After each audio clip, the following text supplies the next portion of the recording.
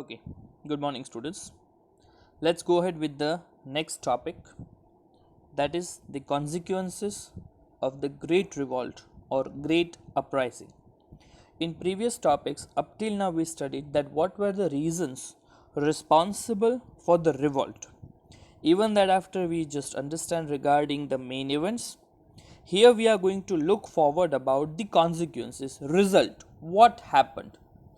They did revolt, and then after, for what purpose they have done the revolt. Did they find that very fruitful? Yeah, we can say that the revolt of 1857 was not a great success, but still it had created the great impact in the mind of the people. Even the Britishers also had to take necessary steps simply to create again the same atmosphere of trust and loyalty towards them. Here, some of the consequences are mentioned.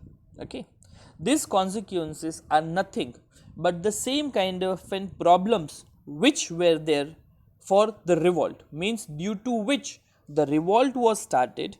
Here, the British government tried to control the things by just giving the necessary steps regarding the same kind of causes.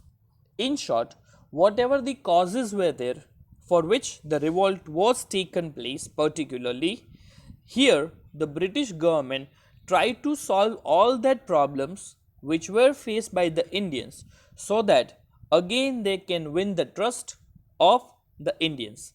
Let us see here some of the things, consequences. Here in this topic, we are going to see how British government tried to control the situation after the revolt and try to pacify the people of India. Here the main purpose was that only.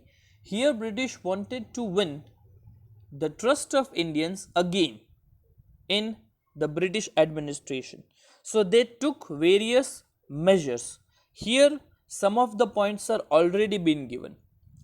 Here, Sir Griffin said, perhaps a more fortunate occurrence than the mutiny of 1857 never occurred in India. It swept Indian sky clear of many clouds. You can hear simply say, Sir Griffin said, perhaps a more fortunate occurrence than the mutiny never occurred. Never means up till now, Britishers had never faced such kind of a problem from the side of India till what they were doing the either business or their process of making India a big empire for them. So there was nothing like incident took place up till now. અત્યાર સુધી આવડો મોટો કોઈ incident થયો જ નહોતો. It swept Indian sky clear of many clouds. So many clouds were there which were simply making the British Empire darken in India. But maybe here some changes took place in the British administration as well. Though the revolt was suppressed, but it has far reaching impact on social and political life of India, you can say like that. Here the first point given, result in the field of political and constitutional field, that how the rule has been changed or how the company had made its policy changes in the field of political arena, right? Okay, first one, company's rule come to an end of company's rule, first one. Now before that, what the situation was there before in India, before the revolt of 1857 in India, you can say like that, company, British East India Company, English East India Company, EEIC, was ruling over India on behalf of English government, which was already there in England, right? Okay, but now the company had given the choice, either you be stick to your business activity or you just simply be in the administration. Company this time had just chosen the thing that they wanted to remain stick in the business activity rather than in the administration. In short, English East India Company had withdrawn its all kind of an power from administration area and simply concentrated their work in business field. So officially company now stopped ruling India. 100 of years old rule of company come to an end. The board of control was abolished. Board of control, like council work करती थी company की, जे abolition થઈ ગયું, means એનું એબોલિશન થઈ ગયું, એ remove થઈ ગયું, because they were controlling mainly the things. The board of directors stripped all its powers. Board of directors એના પણ બધા power નીકળી ગયા. Now government of India passed into the hands of British Queen and Parliament, right?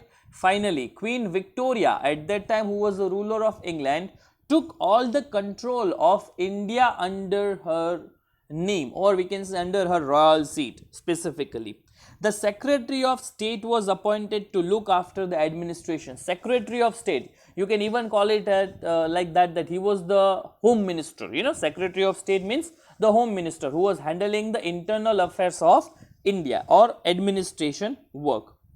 The Secretary of State was also a member of a cabinet of British Parliament as well. Means a British Parliament na cabinet no member પણ હતો.